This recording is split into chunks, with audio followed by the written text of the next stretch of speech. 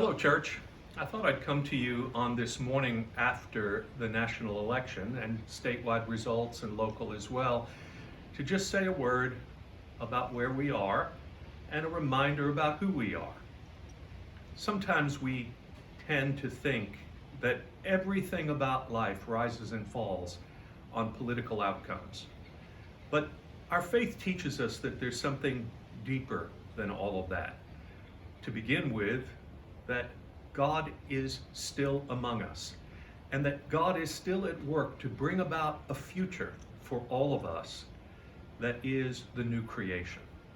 It may seem afar off at some times, and maybe that's one of these times as we live in this uncertainty with a really divided country that our election results have proven once again.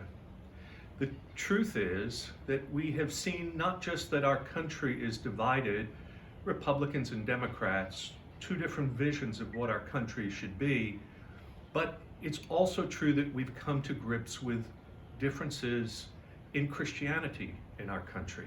Two different visions of what our faith is, and that's deeply troublesome at times. So what do we do now? The election is still not decided. There's still many votes to be counted, and we're not sure how all of this will sift out in the end. But, there's a British phrase that says, keep calm and carry on. That could easily be a kind of sedative, and I don't think it should be. I think what we should say is that people of God should be at peace with God and with one another and still pursue the things that we know are right.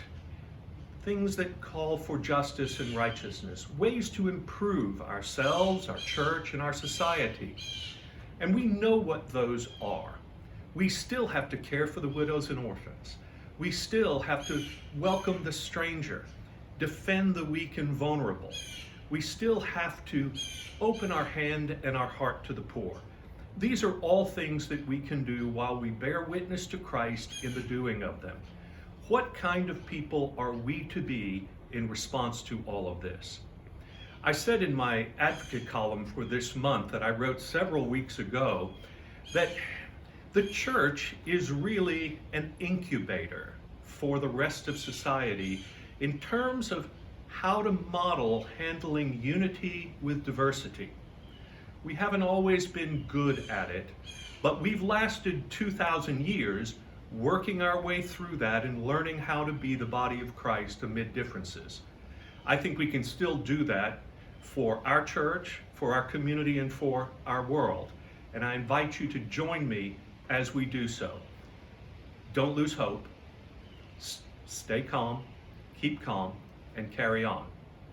I love you, and I'll talk to you soon.